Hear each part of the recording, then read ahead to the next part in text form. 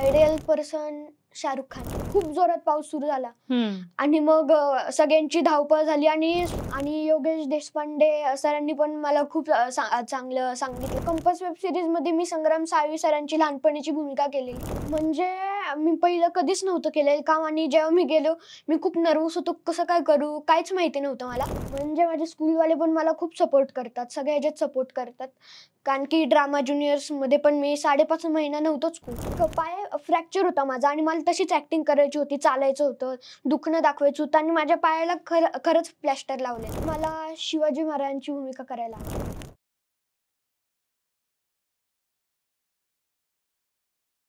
नमस्कार, MLA talk show मध्ये तुमचं मनापासून स्वागत आहे. फेसबुकवर सर्च करा MLA महाराष्ट्रीयन लेडीज असोसिएशन आणि लगेच जॉईन करा. आजचे आपले गेस्ट खूप क्यूट आहेत, खूप गोड आहेत आणि एका लहान वयाच्या पेक्षा पण मोठ्या स्वप्नाची उधळण करणारा कलाकार म्हणजेच विहान विशाल शेडगे. सो झापूक झुपूक सारख्या चित्रपटातून स्वर्ग सुधीर फडके या चित्रपटात प्रमुख भूमिकेपासून ते टाटा डिजिटल, निंजा कार्ड जाहिराती किंवा कंपास वेब सिरीज, जय जय स्वामी समर्थ सारख्या मालिकापर्यंत विहान आपल्या अभिनयानं प्रेक्षकाचं मन जिंकलंय. सो आपण स्वागत करूया विहानचं. हॅलो विहान, कसं वाटतं तुला येऊन? खूप छान वाटतंय. भारी वाटतं? हो. सो आता जो तुमचा आगामी चित्रपट येतोय झापूक झुपूक, आपण तिथून सुरुवात करूया. सो तो त्यामध्ये सेकंडरी लीड रोल मिळालाय. सो तुला कसं वाटलं तिथं? म्हणजे हा माझा ड्रीम प्रोजेक्ट होता. म्हणजे खूप आवडले मला हा प्रोजेक्ट. म्हणजे सूरज दादाला मी फक्त बिग बॉस मध्ये बघितलेलं, रिअल लाईफ मध्ये कधीच नव्हतं बघितलं आणि जेव्हा मी त्याला भेटायला गेलो तेव्हा म्हणजे मला खूप नर्वस वाटलं. म्हणजे अजून पण खूप मुलं होते आमची पूर्ण सूरज गँग, जसं की प्रफुल्ल दादा, स्वरंगीताई, शेषा, कृपा, काना दादा आणि मी. तर मग केदार सर म्हणले की तुम्ही सगळे साईडला सगळे मिळून बोला काहीतरी. ओके. आणि सूरज दादा पण लाजत होता स्टार्टिंगला, पण नंतर तो बोलायला लागला ना, मग आम्ही सगळे मिक्सअप झालो आणि मग शूटला आम्ही इतकी मस्ती केली. आणि हे पहिलं शूट होतं माझं जिथं माझ्यासोबत मम्मा नव्हती. ओके. हो, मी एकटाच गेलेलो, पण माझा रूम पार्टनर प्रफुल्ल दादा होता आणि सगळ्यांनी माझी काळजी घेतली खूप प्रोडक्शननी, स्वरंगीताईनी पण. सो 1 महिन्यामध्ये तुमचं शूटिंग कम्प्लीट झालं. पण ही लीड रोल तुला मिळाला कसा? मी म्हणजे ऑडिशन दिलेले. तुला कळालं का की सरांचा एक मूवी येतोय आणि तू ऑडिशन द्यायला? मला करायचंच होतं काम केदार सरांसोबत. ओके. एवढ्या लहान वयात तुला एवढे मोठे डायरेक्टरचं नाव माहितीये आणि बऱ्याचशा सिरीज तू केल्यास, तर म्हणजे कसं वाटतंय तुला हे सगळं करताना? माझं ड्रीम होतं हे सगळं. खूप छान वाटतंय. लहानपणी पासून वाटलं की तुला हे करायचंय, म्हणजे ऍक्टिंग मध्ये जायचंय, ह्या करिअर मध्ये जायचंय? म्हणजे लहानपणी कसं होतं, मी कोणासोबतच जास्त बोलायचो ना, असं लाजायचो, काही कॉन्फिडन्स नव्हता माझ्यात. पण मम्माने मला ऍक्टिंग क्लासेस लावले. बर. मग तिथं पण मी जास्त परफॉर्म करत नव्हतो स्टार्टिंगला, पण नंतर मी केलं चांगलं. सुपर. सो सगळ्यात पहिले जो ड्रामा ज्युनियर्स म्हणजे झी मराठीचा टॉप 12 फायनलिस्ट मध्ये तू आला होतास. सो त्यामध्ये त्याचा अभिनयाचा प्रवास कसा होता तुझा? म्हणजे मला रिअलिटी शो हे काय असतं, म्हणजे टीव्हीवर बघायचो, चला हवा येऊ द्या बाकी, पण मी रिअल लाईफ मध्ये काय केलं नव्हतं रिअलिटी शो. आणि जेव्हा मी गेलो त्यांनी 1 महिन्यासाठी बोलवलेलं, कारण की माहिती नव्हतं मी राहणार आहे की एलिमिनेट होणार आहे. पण स्टार्टिंगला जेव्हा आमचा पहिला राऊंड झाला तेव्हा थोडे जण एलिमिनेट झाले आणि मग आम्ही 18 जण राहिलो. बर. मग असंच राऊंड होते. मग थोडं होऊन 12 जण राहिलो आम्ही आणि मग त्यांना वाटलं की 12 जण पाहिजेत आपल्याला, म्हणून त्यांनी एलिमिनेशन कॅन्सल केलं. सो कसं वाटलं तुला तेव्हा? खूप छान, खूप भारी वाटलं. ओके, आता आपण नेक्स्ट प्रश्नाकडे वळूया. स्वर्ग सुधीर फडके या चित्रपटात प्रमुख भूमिका तुला मिळाली, त्यामध्ये तुला चॅलेंजेस काय वाटले की आता ही भूमिका आपण करू शकतो, काय करू शकतो असं? म्हणजे पहिलं मला माहितीच नव्हतं की बाबूजी म्हणजे सुधीर फडके कोण होते. पण जेव्हा मला काम मिळालं मग मम्मानी सांगितलं की हे खूप मोठे संगीतकार होते आणि योगेश देशपांडे सरांनी पण मला खूप चांगलं सांगितलं, कारण की मला गायचं पण होतं ना. असं फक्त करून अशी ऍक्टिंग केली. ओके. सो सर्वात पहिल्यांदा तिथून सुरुवात झाली तुझी? सुरुवात कुठून झाली? सगळ्यात पहिलं मी ज्ञानेश्वर माऊली सिरियल केली. ओके, बर. सो टाटा डिजिटलची जाहिरात तू केली आहेस, तर त्या जाहिरातीच्या सेटवरचा अनुभव एखादा शेअर करशील? म्हणजे तिकडचा टाटा डिजिटल ऍडचं शूट आमचं सासवडला झालेलं आणि तुम्हाला एक किस्सा सांगतो.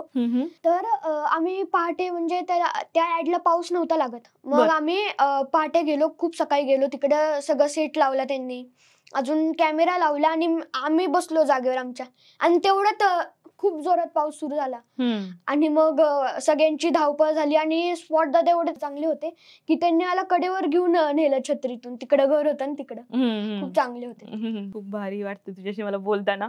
आता तू वेब सिरीज पण घेतली. अरे तू काय काय केलेस? वेब सिरीज पण केली, सिरियल पण केली, ऍडव्हर्टाईज पण केली आहे. सो कंपास नावाची एक वेब सिरीज तू केलीस, तर त्यातला सगळ्यात चॅलेंजिंग सीन कुठला वाटला तुला? म्हणजे कंपास वेब सिरीज मध्ये मी संग्राम साळवी सरांची लहानपणीची भूमिका केलेली आणि चॅलेंजिंग सीन म्हणजे माझं कसं दाखवलेलं, एक पाय फ्रॅक्चर होता माझा आणि मला तशीच ऍक्टिंग करायची होती, चालायचं होतं, दुखणं दाखवायचं होतं आणि माझ्या पायाला खरंच प्लॅस्टर लावलेला. बर. तो चॅलेंजिंग सीन होता खूप.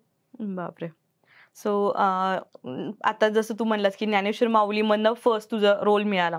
सो त्यामध्ये तुझा म्हणजे आता तू खूप लहान आहेस हा प्रश्न विचारण्यासाठी, पण तरी पण तुला असं आध्यात्मिक दृष्टिकोन कसा बदलला? म्हणजे तुला असं लहानपणीपासून देव तर करत असतील सगळेजण, पण ज्ञानेश्वर माऊलीकडे बघण्याचा तुझा दृष्टिकोन कसा चेंज झाला? म्हणजे मी पहिलं कधीच नव्हतं केलेलं काम आणि जेव्हा मी गेलो मी खूप नर्वस होतो, कसं काय करू काहीच माहिती नव्हतं मला. पण जेव्हा गेलो मला खूप चांगलं वाटलं, खूप छान केलं मी आणि त्या सिरियल मध्ये काम करायला पण खूप मज्जा आली. Okay okay.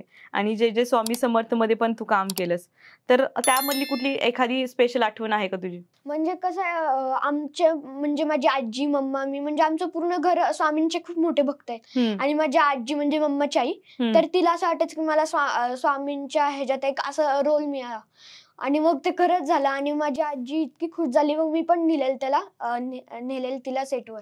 वा. आणि ते सेट म्हणजे एकदम असं मंदिरासारखं वाटत होतं. ओके आणि स्वामी पण एकदम खरे.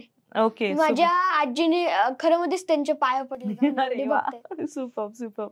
सो अभ्यास, शूटिंग, मॉडेलिंग हे सगळं तू एकत्र करतोयस, कसं मॅनेज करतोय सध्या? म्हणजे माझे स्कूलवाले पण मला खूप सपोर्ट करतात, सगळ्या ह्याच्यात सपोर्ट करतात.